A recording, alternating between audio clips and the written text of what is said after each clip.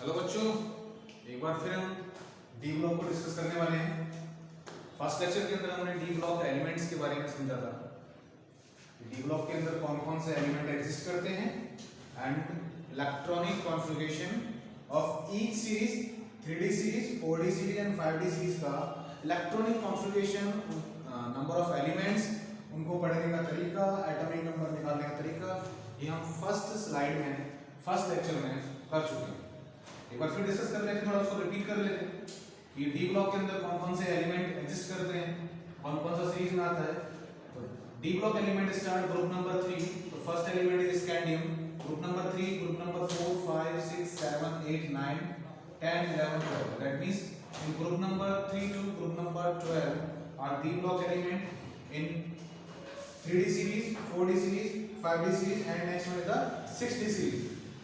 D block element start from the fourth period in modern periodic table, fourth period and 3D series, because journal electronic configuration is n-1 d 1 to 10 ns 0 to 2। आप first slide को देखेंगे आपको समझ आ जाएगा, वहां पर discuss किया हुआ है सब कुछ इलेक्ट्रॉनिक कॉन्फ़िगरेशन के बारे में। तो atomic number of scandium is 21, 22, 23, 4, 5, 6, 7, 8, 9 and 13। This one is the atomic number of 3D series element। Electronic configuration किया था हमने इसका 3D1 4s2। तो कॉन्फ़िगरेशन एक्सेप्शन कहाँ था? एक्सेप्शन था बेटा क्रोमियम का एक्सेप्शन था 3D5 4s1। This is the exception for the chromium. Okay, 3D1 3D2 3D3 3D4 4s2। तो for the stability of d orbital एक इलेक्ट्रॉन जंप कर जाता है, तो वहां इलेक्ट्रॉनिक कॉन्फ़िगरेशन ऑफ क्रोमियम होता है 3D5 4s1। आप चेक करें, फर्स्ट स्लाइड में देखें, फर्स्ट लेक्चर में। सेम फॉर द कॉपर के लिए एक्सेप्शन था 3D10 4s1 and zinc 3D10 4s2। Atomic number of 4D series fifth period, जो हम 4D से फोर्थ पीरियड से फिफ्थ पीरियड में चलते हैं तो 18 एलिमेंट ऐड होते हैं। दैट मींस 18, तो 18 आप ऐड कर दें तो 18 21 कितना हो गया 9 3 39। तो atomic number of yttrium, zirconium, niobium, molybdenum, titanium, beryllium, ruthenium, रूलियम, platinum, silver and cadmium 39 40 41 42 43 44 5 6 7 and बेटा 48। जब सेकंड दैट मींस हम 3D सीरीज से 4D में चले तो कितना ऐड करा हमने +18 ऐड कर दिया। These are the atomic number of 4D series element. चलिए next one.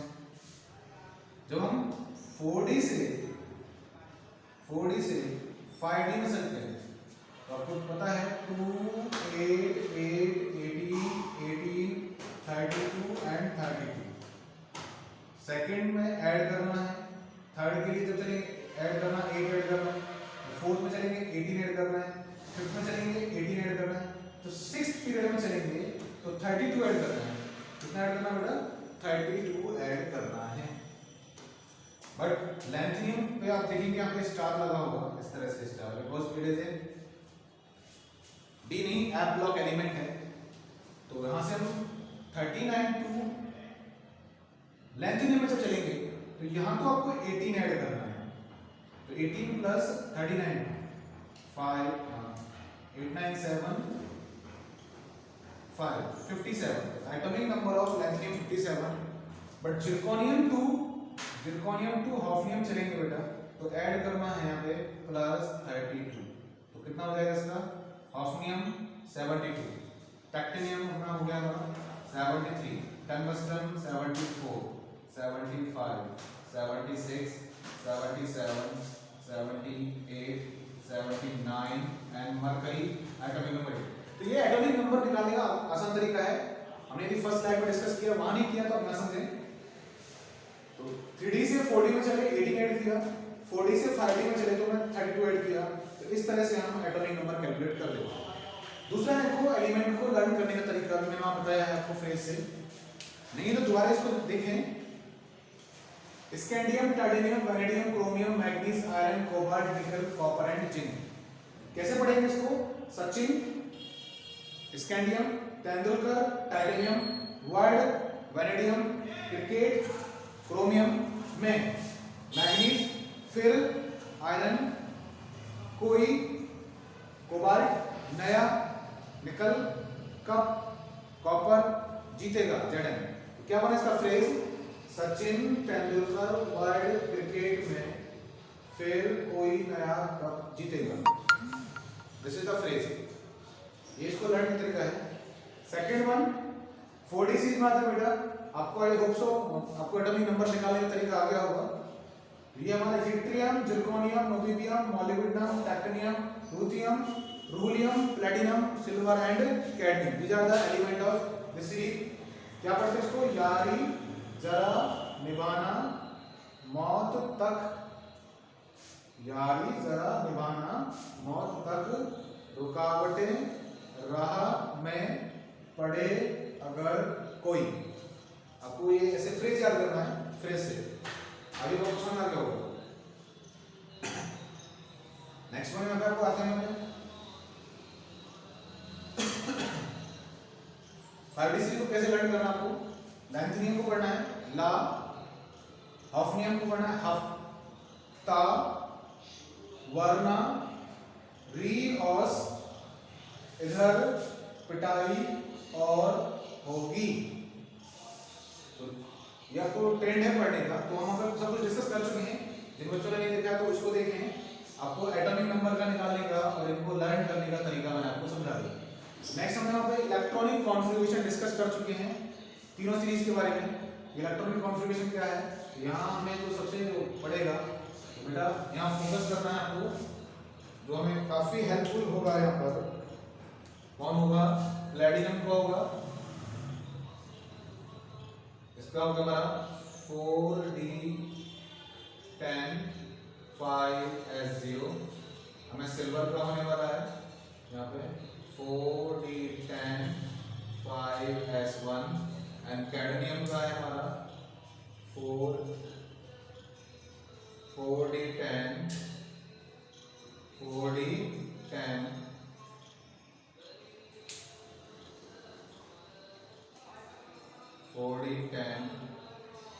4D10(5S2).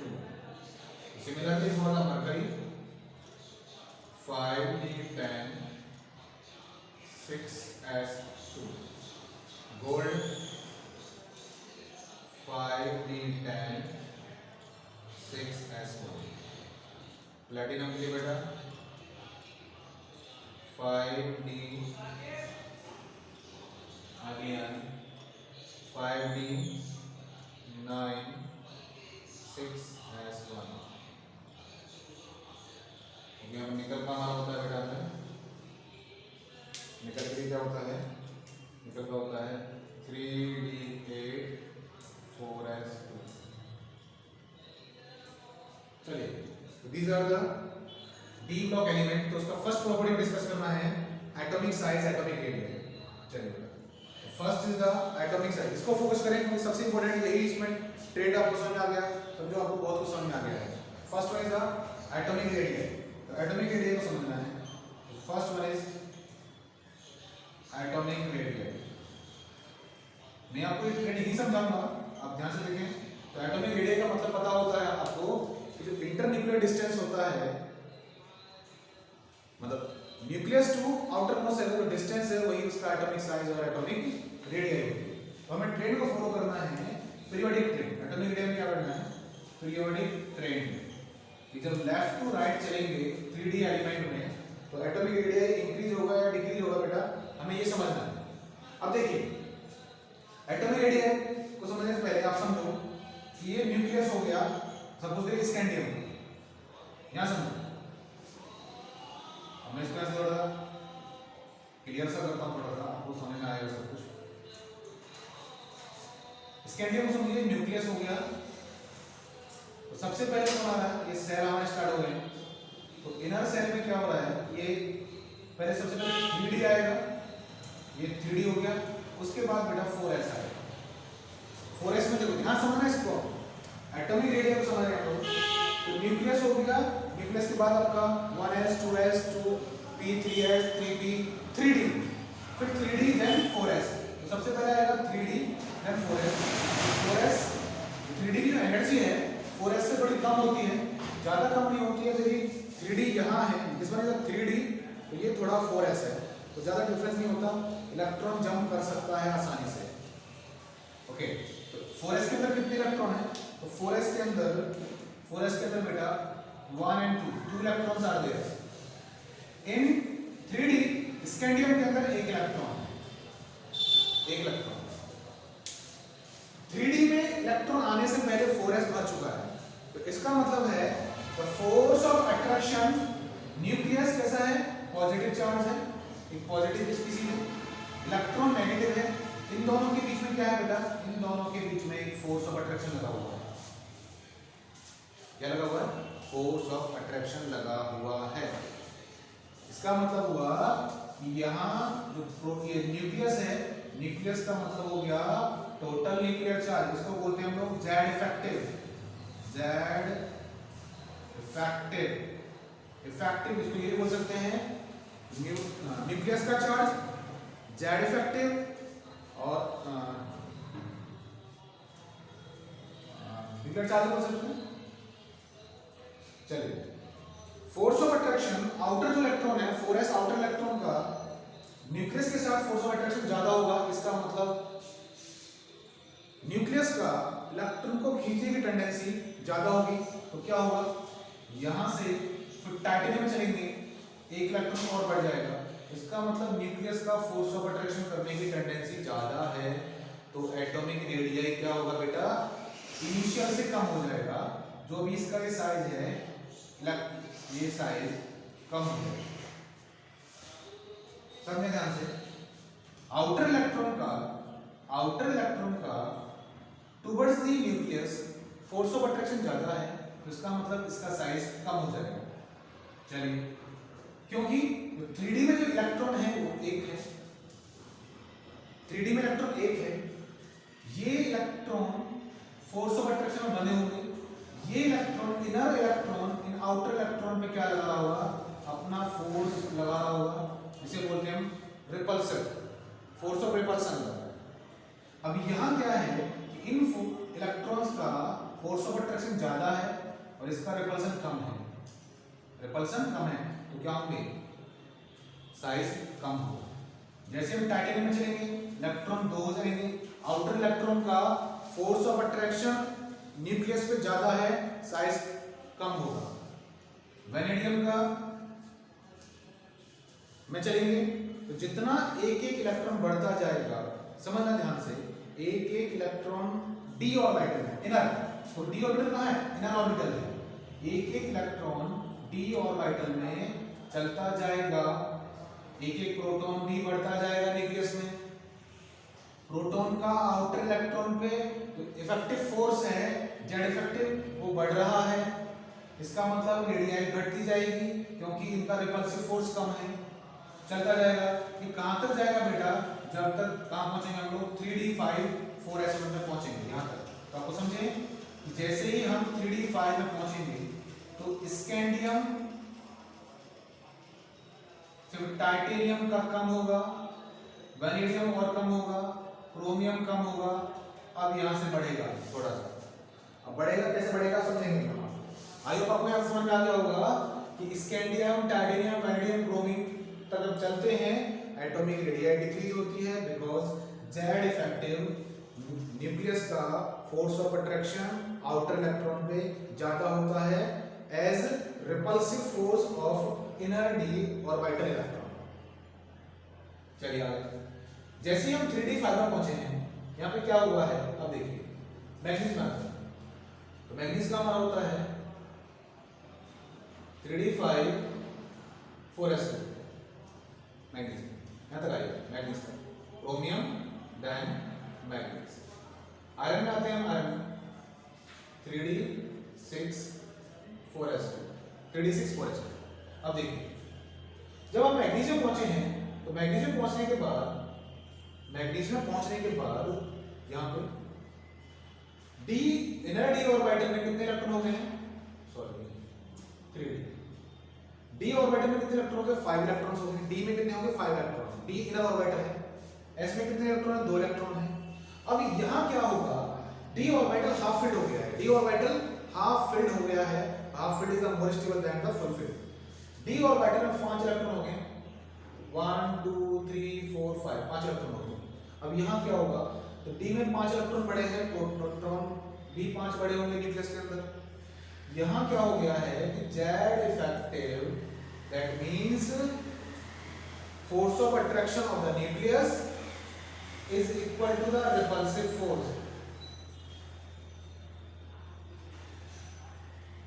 Equal to repulsive force.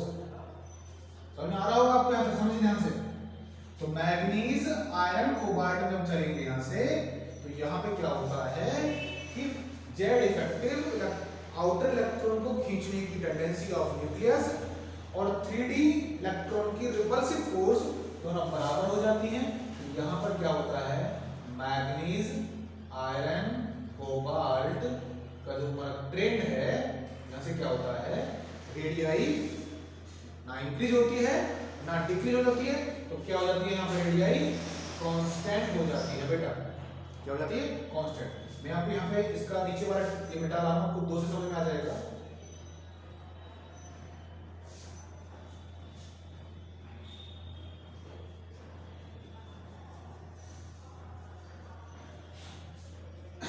आप ये समझें कि एटॉमिक नंबर, कोई एटॉमिक नंबर है और this one is atomic radius. Radius atomic size बोलिए, एटॉमिक रेडियस बोलिए। सबसे पहले scandium, then titanium, then vanadium, chromium, manganese, iron, cobalt, nickel, copper and that one is the zinc. तो सबसे जो ज्यादा एटॉमिक रेडियस होगा यहाँ पे किसका, सपोज मान लो आप मान लें कि मैं एंगस्ट्रॉम या पिकोमीटर में दिया हुआ है, तो ये हुआ स्कैंडियम का एटॉमिक रेडियस। स्कैंडियम से टाइटेनियम चलेंगे तो एटॉमिक रेडियस क्या होगा बेटा, घट गया है। ये टाइटेनियम का होगा due to the Z effective. Z effective is more than the repulsive. तो आउटर इलेक्ट्रॉन क्या होगा, थोड़ा शिफ्ट हो जाएगा। वैनेडियम बेटा थोड़ा सा और डिक्रीज होगा, वैनेडियम। देन क्रोमियम क्या हो रहा है, कम हो रहा है, कम हो रहा है। मैग्नीज कम हो रहा है। उसके बाद ये क्या हो गया, कांस्टेंट हो गया। उसके बाद ये constant, first one is decrease, then constant.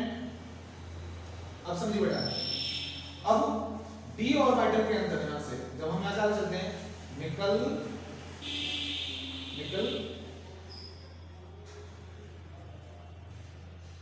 थोड़ा सा हल्का सा, कॉपर एंड जिंक। अब देखिए जैसे ही हम निकल, कॉपर एंड जिंक में चलते हैं, तो यहां क्या होता है, 3d8 4s2, यहां से इलेक्ट्रॉन जंप कर सकता है। तो इलेक्ट्रॉन क्या हुआ कि इलेक्ट्रॉन डी ऑर्बिटल में जंप कर गया। तो जंप करने से डी में कितने इलेक्ट्रॉन हो गए, 10 इलेक्ट्रॉन हो गए। तो 10 इलेक्ट्रॉन का मतलब है डी ऑर्बिटल स्टेबल हो गया है। तो डी ऑर्बिटल स्टेबल हो गया है तो उसका जो रिपल्सिव फोर्स होगा ज्यादा होगा।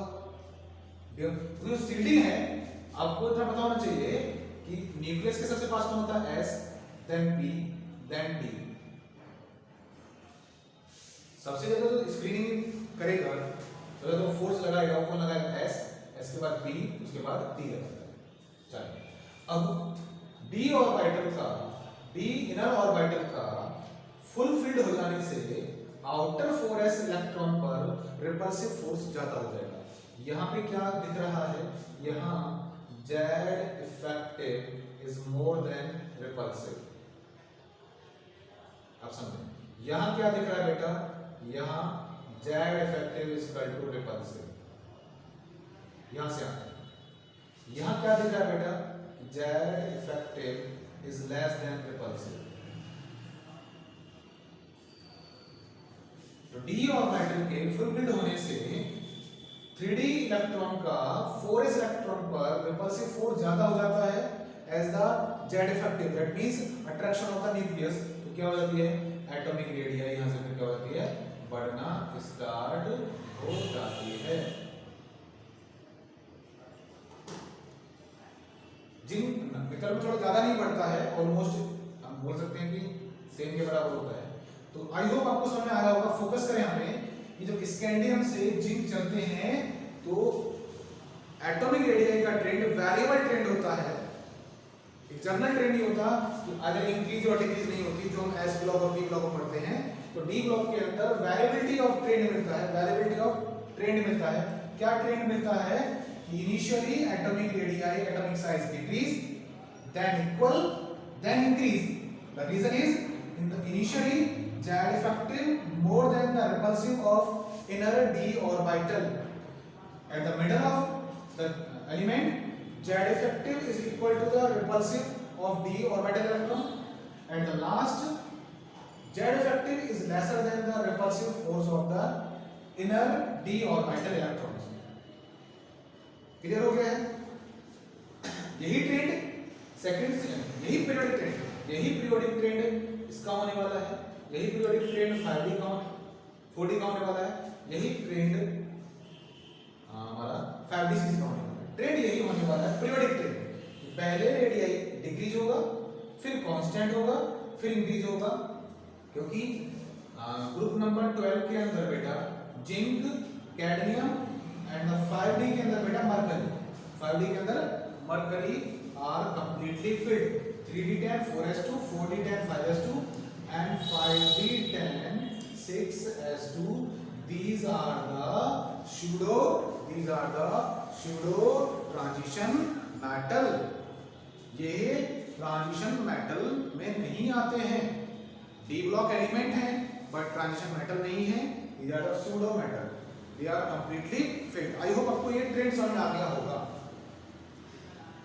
जब हम 3d से 4d में चलेंगे, 3d से 4d तो उसका भी ट्रेंड हमें पीरियोडिक ट्रेंड वही मिलने वाला है। First one decrease then constant then increase. 5d में से बेटा then decrease constant then increase. ये हमारा 3d का हो गया, ये 4d का हो गया, ये 5d का हो गया। अब हमें यहाँ पे चीज समझनी है, बस पीरियोडिक ट्रेंड फॉलो वही होना है, रीजन वही है, बट हम पीरियोडिक ट्रेंड की बात कर रहे हैं कि स्कैंडियम से yttrium, this one is yttrium और इसका मतलब लैंथनियम। यहाँ बेटा समझिए टाइटेनियम से जिरकोनियम और जिरकोनियम से हॉफनियम जो चल रहे हैं। आप यहाँ देखिए जब हम पीरियोडिक चलते हैं आपको समझ में आया होगा, तो ग्रुप में चलते हैं, ग्रुप में चलने पे 3d से 4d चलते हैं तो एटॉमिक रेडियस में डिफरेंस ज्यादा है, क्योंकि वहां हम चलते हैं तो 18 एटॉमिक नंबर इंक्रीज हो जाता है, रेडियस में डिफरेंस है। लेकिन जब हम 4d से 5d में चलते हैं तो जो डिफरेंस है एटॉमिक रेडियस, जो डिफरेंस है along the group atomic radius 4d to 5d चलते हैं तो डिफरेंस बहुत कम हो जाता है। उसका रीजन बेटा क्या है, आपको आ जाता है, कभी क्वेश्चन आ जाता है कि when we move 3d नहीं बेटा 4d to 5d atomic radius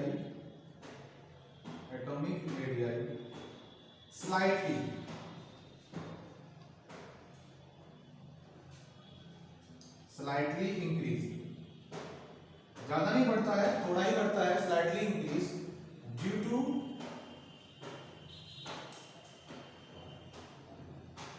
two lanthanoid. यहां पर देखेंगे ध्यान से आप, लैंथेनॉइड कॉन्ट्रैक्शन। जब हम लैंथनियम से 5d के अंदर, मैंने बिठा दिया यहां से, आपने समझ लिया होगा, लैंथनियम टू हॉफनियम चलते हैं, फिर टैक्टिनियम चलते हैं, फिर टंगस्टन चलते हैं, तो वहां पर बेटा उससे पहले 57 है लैंथनियम और हॉफनियम कितना है 72। तो 57 से लेके 71 तक वो इलेक्ट्रॉन कहां चले जाते हैं एफ ब्लॉक में। कहां चले जाते हैं वो F block. 14 element in F block. F block में जाने से वहां पे क्या होती है एक सील्डिंग इफेक्ट क्रिएट हो जाता है। यहां पे आइए क्योंकि ये F block S P D and F और एफ ब्लॉक की जो सील्डिंग पावर है स्क्रीनिंग पावर है वो वेरी वेरी पुअर है। वेरी वेरी पुअर एफ का। इसका मतलब वो एक रिपल्सन कर सके ऐसा नहीं है। तो एफ की जो स्क्रीनिंग पावर है सबसे कम है जिसके कारण जो रेडियाई का जो ट्रेंड है वो क्या होता है कॉन्ट्रैक्ट हो जाता है मतलब खिंच जाता है अपनी इनिशियल साइज से due to the poor shielding of F. क्योंकि एफ कहां आने वाला है एफ इनर इलेक्ट्रॉन है एफ 4f यहां पे देखिए उसमें आएगा यहां पे 4f 5d एंड 6s। तो जो 4f का इलेक्ट्रॉन है वो इनर इलेक्ट्रॉन है और उसकी स्क्रीनिंग पावर है सबसे कम होती है। तो उसकी स्क्रीनिंग पावर कम होती है जिसके कारण एक कॉन्ट्रैक्शन दिखाई देता है रेडियाई में और उस रेडियाई के कॉन्ट्रैक्शन को बोलते हैं लैंथेनॉइड। क्योंकि वो एलिमेंट कहां चले गए हैं 14 एलिमेंट एफ ब्लॉक में चले गए हैं और 14 एलिमेंट को क्या बोलते हैं बेटा लैंथेनॉइड्स। और उसी कारण आए लैंथेनॉइड कॉन्ट्रैक्शन। आ जाता है कि what is the lanthanoid contraction. तो gradually decrease in atomic radii of lanthanoids that's called the lanthanoid contraction. तो 5d सीरीज के अंदर एटॉमिक रेडियाई का ग्रेजुअली डिक्रीज होने का कारण क्या है लैंथेनॉइड कॉन्ट्रैक्शन। तो this is the atomic radii trend. I hope समझ में आया।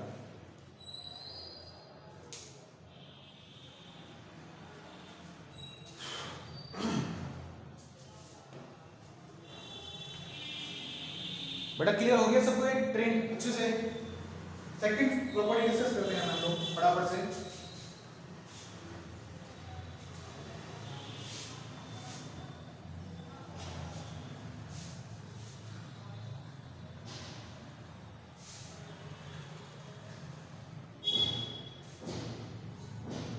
Second property metallic character. अब देखिए सेकंड प्रॉपर्टी में लिख रहा हूं बेटा मेटलिक कैरेक्टर।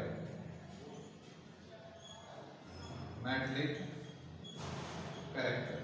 अब डी ब्लॉक के जो एलिमेंट हैं वो हाईली मेटलिक होंगे या लेस मेटलिक होंगे as compare to S block metal and P block metal. थोड़ा आप खुद सोचिए कि एस ब्लॉक और पी ब्लॉक के जो मेटल हैं उनसे डी ब्लॉक के जो एलिमेंट हैं मेटल्स हैं इनका मेटलिक कैरेक्टर इंक्रीज होगा या डिक्रीज होगा। मेटल का जो कैरेक्टर वो डिपेंड किस पे करता है। मेटल का कैरेक्टर डिपेंड करता है इलेक्ट्रॉन डोनर टेंडेंसी। जो एलिमेंट इजीली इलेक्ट्रॉन डोनेट कर सकता है वही अच्छा मेटल होगा।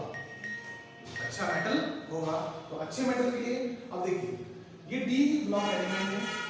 डी ऑर्बिटल क्या होता है इनर ऑर्बिटल होता है। पहले डी आता है देन एस आता है फिर पी आता है 3d 4s 4p 4d 5s 5p।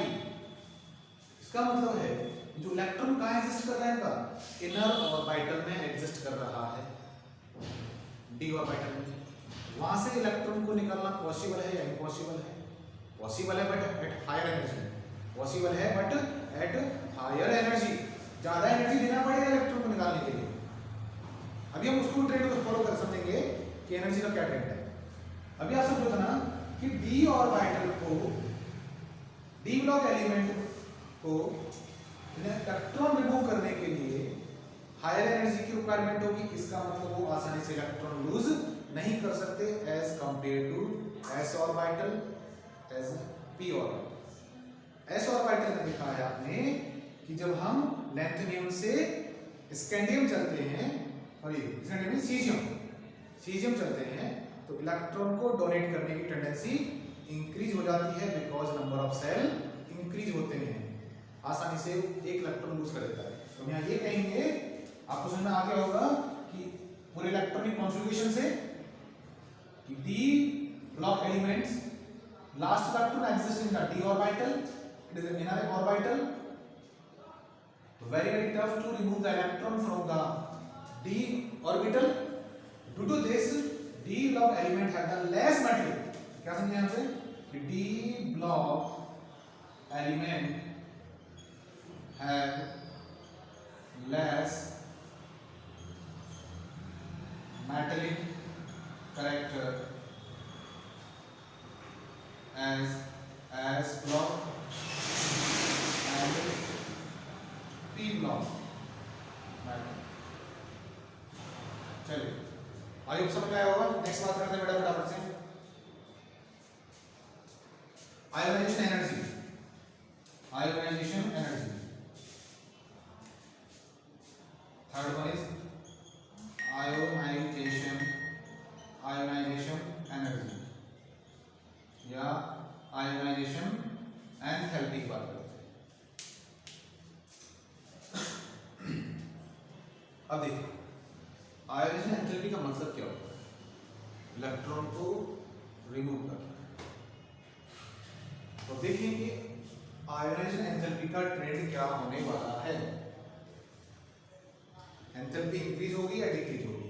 एक बार ट्रेंड को देखें, इलेक्ट्रॉनिक कॉन्फ़िगरेशन देखें, फिर बताएं क्या होगा। कि हम एक चीज पढ़ते हैं कि ionisation energy inversely proportional to the radius. पढ़ते हैं जितना रेडियस बढ़ेगा उतना एंथैल्पी घटेगा। अब समझें, whenever atomic radii increase then delta H I dot E decrease। ये पहले से पढ़ जाएगा।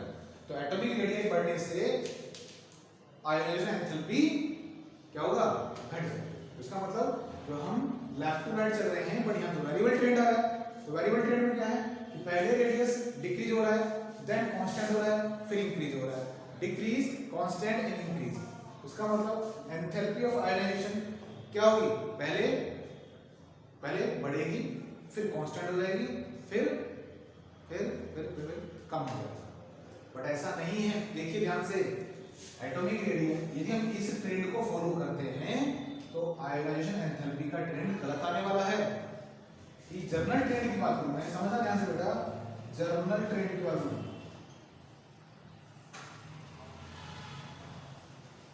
जर्नल ट्रेंड की बात करता हूं मैं, तो क्या आने वाला है ध्यान समझें कि एटॉमिक रेडियस क्या हो रहा है? पहले डिक्रीज हो रहा है।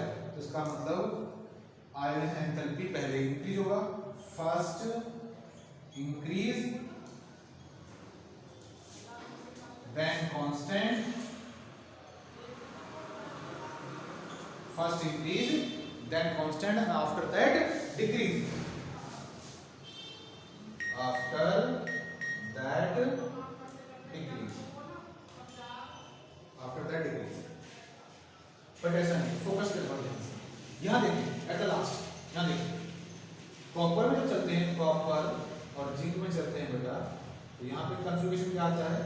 3d10 4s1 3d10 4s2। यहाँ d ऑर्बिटल कंप्लीटली फिल्ड है।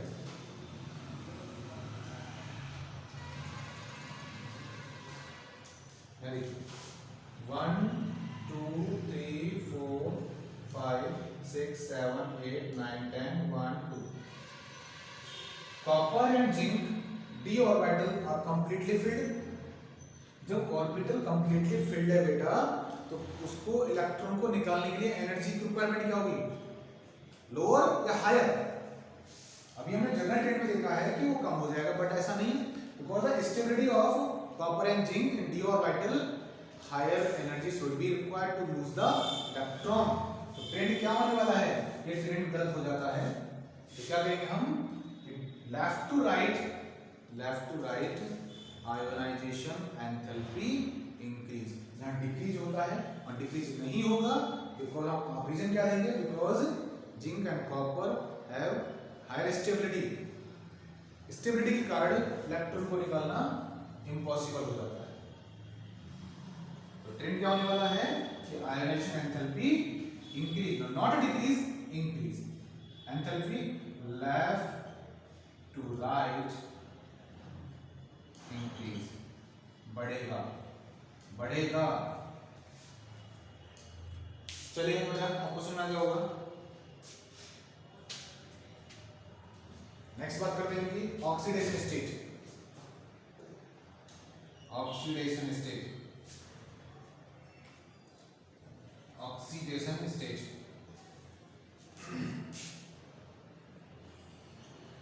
Oxidation state. अब देखिए स्कैंडियम को ले लो बेटा, स्कैंडियम को ले लेते हैं।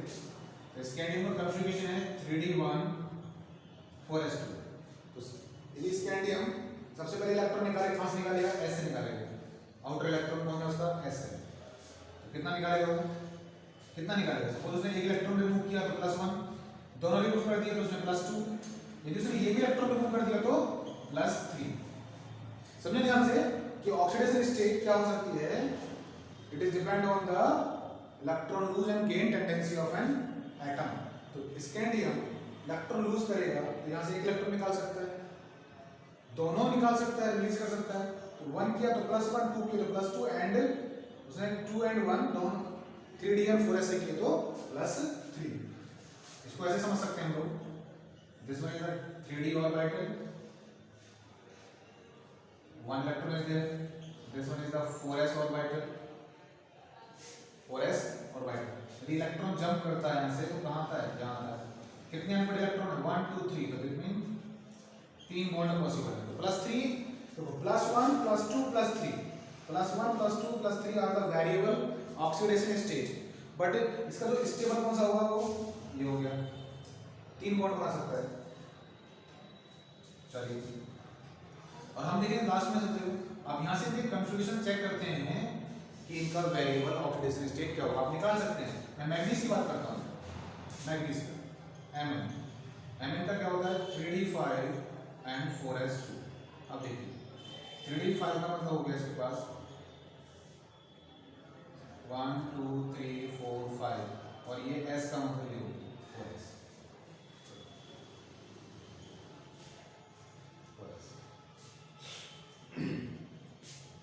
और उसके बाद यहाँ पे 4p इलेक्ट्रॉन जंप करेगा तो कहाँ जाएगा? जंप करके 4p में। This one is 4p 4s and 3d 1 2 3 4 5 6 7। तो कितने इसके पास अनपेड ऑर्बिटल कितने हो गए? दैट मींस बॉन्डिंग के लिए कितने ऑर्बिटल हो गए? 3d 5 4s2। तो 4s2 का इलेक्ट्रॉन जंप कर गया 4p में, तो 1 2 3 4 5 6 7, तो कितना हो गया? +7 तक जाएगा। मैग्नीज का ऑक्सीडेशन स्टेट कितना जाएगा? वहां से +1 +1 +2 +3 +4 +5 +6 and +7। तो maximum oxidation state of manganese is +7। तो मैग्नीज इसी वेरिएबल ऑक्सीडेशन स्टेट के बेस पर ये क्या बनाता है? Compound MnO MnO2 MnO4 -1 MnO4 -2। These type of possible compound are form of manganese। Next one is the magnetic behavior। magnetic behavior। अब इस ब्लॉक अब पता है कि मैग्नेटिक है सबके सब। मैग्नेटिक बिहेवियर कैसे करना है? 5th one magnetic behaviour. Magnetic behaviour क्या होगा? मैग्नेटिक बिहेवियर में चेक करना है कि पैरामैग्नेटिक है या डायमैग्नेटिक है। तो आप देखो पैरा और डाया का क्लैरिफिकेशन क्या होता है? यदि किसी भी एटम के पास अनपेयर्ड इलेक्ट्रॉन है, अनपेयर्ड इलेक्ट्रॉन्स हैं, तो उसका जो बिहेवियर होगा वो पैरा होगा। यदि वो कंप्लीटली फिल्ड है, जैसे लाइक जिंक, जिंक को देख के बता सकते हो आप, zinc 3d10 4s2, s orbital completely field, d orbital completely field. इसका मतलब जिंक कैसा बिहेवियर शो करेगा? जिंक डायमैग्नेटिक बिहेवियर शो करेगा, कैडमियम डायमैग्नेटिक शो करेगा, मरकरी डायमैग्नेटिक शो करेगा, एंड रेस्ट ऑफ देम कैसे करेंगे? Paramagnetic. But which one is more para? More para कौन होगा? ज्यादा पैरामैग्नेटिक कौन होगा? जिसके पास सबसे ज्यादा अनपेयर्ड इलेक्ट्रॉन होंगे। तो अनपेयर्ड इलेक्ट्रॉन कहां होते हैं? 1 2 3 4 5 6 7। तो ग्रुप नंबर 7 होते हैं बेटा। मैग्नीज है the plus 7 oxidation state, oxidation state. इसका मतलब इसके पास 7 अनपेयर्ड इलेक्ट्रॉन होते हैं। यहां से इसका क्या निकालते हैं, मैग्नेटिक मूवमेंट। मैग्नेटिक निकाल देगा mu is equal to under root n plus 2, where n is the number of unpaired electron. तो कितने हैं इसके पास, under root 7 plus 2 that means under root 63। Approximate हम क्या करते हैं, अप्रोक्सीमेट 8 अप्रोक्सीमेट।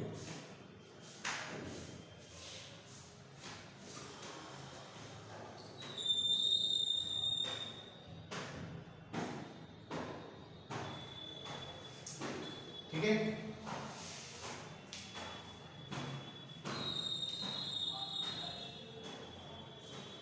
नेक्स्ट वन, अगला पॉइंट पढ़ते हैं, melting and boiling point. Melting and boiling point, melting boiling point का क्या होगा, अगली प्रॉपर्टी नंबर आ रहा है, melting point and boiling point. हम पहले पढ़ चुके हैं, melting boiling point is depend on the molar mass बढ़ रहा है। तो हम ये कहेंगे, देखने से ट्रेंड ये लग रहा है कि लेफ्ट टू राइट में हम चलेंगे तो मेल्टिंग बॉइलिंग पॉइंट इंक्रीज होगा, डाउन द ग्रुप तो इंक्रीज होगा। वो दिख रहा है हमें, ये वहां पर हमारा हेजीनेस, द मासी, और हम बोलते हैं मोलर मास या मॉलिक्यूलर वेट बढ़ रहा है तो मेल्टिंग बॉइलिंग पॉइंट बढ़ेगा। लेफ्ट टू राइट देखिए, लेफ्ट टू राइट भी बढ़ रहा है, बट एक और चीज याद रखिए कि melting and boiling point is depend on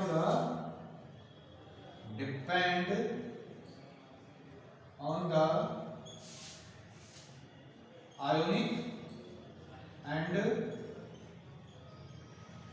covalent bond character। अब ध्यान से देखिए, मैं आपसे बात कर रहा हूं स्कैंडियम, मैग्नीज और जिंक की। स्कैंडियम कितने बॉन्ड बना सकता है, उसके पास डी ऑर्बिटल, एक डी ऑर्बिटल खाली पड़ा है +1। ओके, थोड़ा सा करेक्शन करना होगा बेटा कि +3 ऑक्सीडेशन स्टेट में बताया कि डी के अंदर, 3D के अंदर 1 अनपेयर्ड इलेक्ट्रॉन है, तो जिंक कितना बॉन्ड बना सकता है, ओनली +1। आइए, मैग्नीज स्कैंडियम के अंदर 1 है, कितने अनपेयर्ड इलेक्ट्रॉन हो सकते हैं, s का इलेक्ट्रॉन जंप करके p में चला जाए तो उसके पास +3 बॉन्ड पॉसिबिलिटी है। मैग्नीज के पास +7 मैक्सिमम ऑक्सीडेशन स्टेट है, बट जिंक के पास कितना है, जिंक के पास तो अनपेयर्ड इलेक्ट्रॉन है ही नहीं। These are form ionic vector, ये सभी एलिमेंट आयोनिक बॉन्ड फॉर्मेशन करते हैं। बट मैं लिख रहा हूं melting point, boiling point is depend on the ionic bond character as well as covalent bond character. जो आयोनिक बना रहा होगा उसके साथ में वो जितना अच्छा कोवलेंट बना रहा होगा वो ज्यादा मेल्टिंग बॉइलिंग पॉइंट रखेगा। यहां से देखिए नंबर ऑफ अनपेयर्ड इलेक्ट्रॉन बढ़ता जा रहा है। स्कैंडियम के बाद टाइटेनियम में अनपेयर्ड इलेक्ट्रॉन और बढ़ गए, वैनेडियम में और इंक्रीज हो गया, क्रोमियम में और इंक्रीज हो गया, मैग्नीज के अंदर अनपेयर्ड इलेक्ट्रॉन और इंक्रीज हो गया है, up to the zinc unpaired electron कम होता गया है। तो हम ये बोलेंगे up to D5 periodically, up to D5 MP and BP increase, क्योंकि जितना ज्यादा अनपेयर्ड इलेक्ट्रॉन होगा उतना ही पॉसिबिलिटी है कोवलेंट बॉन्ड के फॉर्मेशन की। जितना ज्यादा कोवलेंट बॉन्ड फॉर्मेशन करेगा उतना ही van der Waals force attraction बढ़ता जाएगा, और van der Waals force attraction बढ़ता जाएगा तो मेल्टिंग बॉइलिंग पॉइंट बढ़ता जाएगा, उसके बाद वो डिक्रीज होता चला जाएगा। तो initially up to D5 melting boiling point increase and after that decrease. तो this is the trend.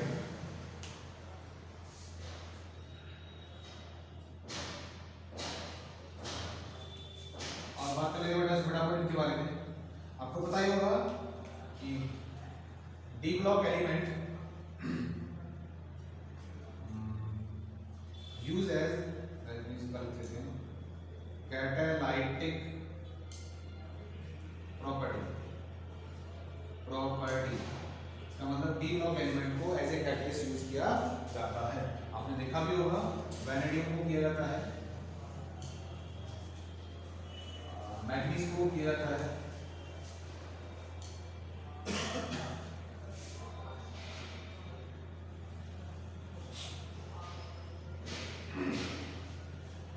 Iron को किया जाता है,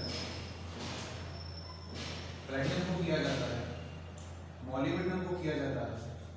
कहाँ किया जाता है? एक हैबर प्रोसेस है, हैबर प्रोसेस। हैबर प्रोसेस में क्या होता है? Formation of ammonia, the formation of ammonia, इसको लेके हम आयरन को लेते हैं, मॉलिब्डेनम को, the hydrogen gas, nitrogen gas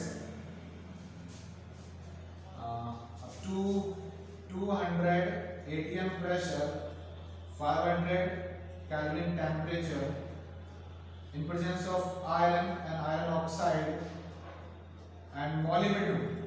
So in presence of iron and iron oxide at the parameter temperature and pressure and molybdenum as a promoter use करते हैं, तो बेटा क्या बनता है? अमोनिया गैस की फॉर्मेशन होती है।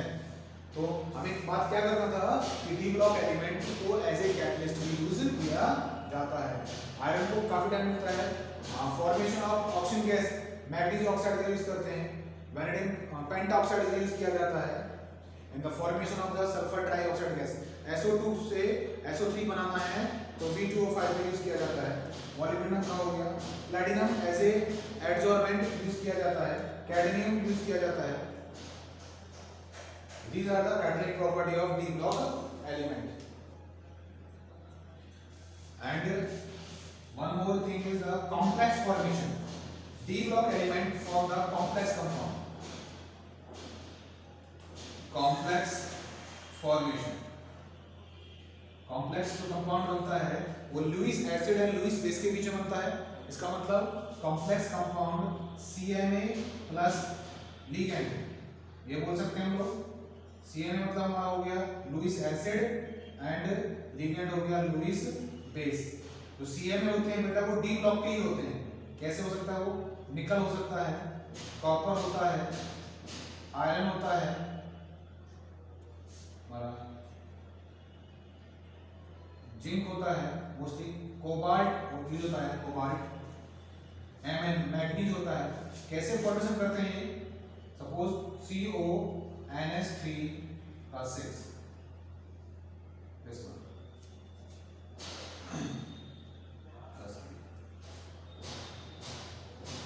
this one is a complex compound। तो complex compound जो है का मतलब होता है कि ये अपने फर्दर आयंस में आयोनाइज नहीं होता है। एक कॉम्प्लेक्स कंपाउंड एक फर्दर आयन में आयोनाइज नहीं होता है, उसके जो काउंटर आयन होते हैं वही आयोनाइज होते हैं। तो these D block element also form the complex compound। And हम ये पढ़ सकते हैं प्रॉपर्टी नंबर 10। हमने काफी प्रॉपर्टी डिस्कस कर लिया है इसका। Property number 10 and this one is the alloy formation. Alloy formation D block element क्या बनाते हैं बेटा? अलॉय बनाते हैं। जैसे कि हम बात करें कॉपर प्लस जिंक, हम बात करें क्या बनता है? कॉपर प्लस जिंक से क्या बनता है? ब्रास। आयरन